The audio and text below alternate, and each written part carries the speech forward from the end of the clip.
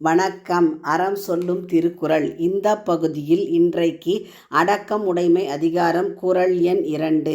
காக்க பொருளா அடக்கத்தை ஆக்கம் அதனின் ஊங்கு இல்லை உயிர்க்கு. ஆக்கம்னா செல்வம்.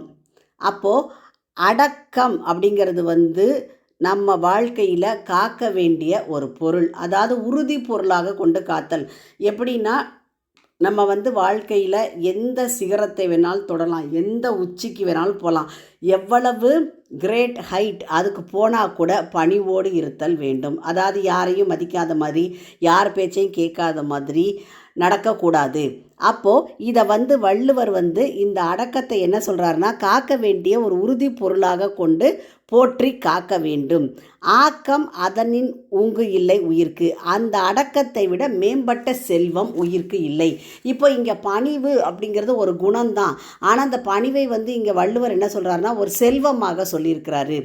எப்படி இப்போ பணிவு ஒரு செல்வமாக ஆகும் அப்படின்னா, இப்போ ஒரு மனிதன் தன்னுடைய வாழ்க்கையில் எவ்வளோ பெரிய பதவியில் இருந்தாலும், எவ்வளோ பெரிய பணக்காரனாக இருந்தாலும் மக்களை மதிக்கிறான் அப்படின்னா, தன்னை தேடி வந்த ஏழை எளிய மக்கள் யாராக இருந்தாலும் சரி, அவங்கள மதித்து அவங்கக்கிட்ட பணிவோட 4 வார்த்தை பேசுகிறான் அப்படின்னா, அதுதான் அவனுடைய வாழ்க்கையில் அவனுக்கு மக்கள் செல்வத்தை தேடி கொடுக்கும். அதாவது சம்பாதிக்கக்கூடிய பணம், காசு, வீடு, கார், பங்களா இதெல்லாம் பெரிய செல்வம்னு நம்ம சொல்லுவோம். ஆனால் அதையெல்லாம் விட மேலான செல்வம் மக்கள் செல்வம்.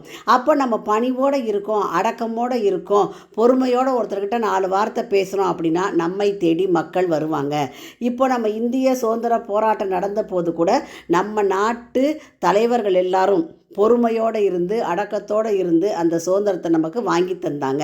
அப்போ வள்ளுவர் அதனால தான் இங்கே என்ன சொல்கிறாரு, அடக்கம் அப்படிங்கிறது ஒரு குணமாக வள்ளுவர் சொல்கிறத விட அதுக்கும் மேலாக ஒரு செல்வமாக சொல்லியிருக்கிறாரு.